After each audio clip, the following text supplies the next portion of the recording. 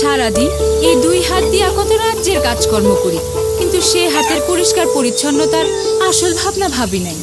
যেমন সকালে ল্যাট্রিন থেকে আইসা খালি পানি দিয়ে হাত ধুই, বাবুরে পরিষ্কার করার পরও খালি পানি, বাবুরে খাওয়ানোর আগেও তাই।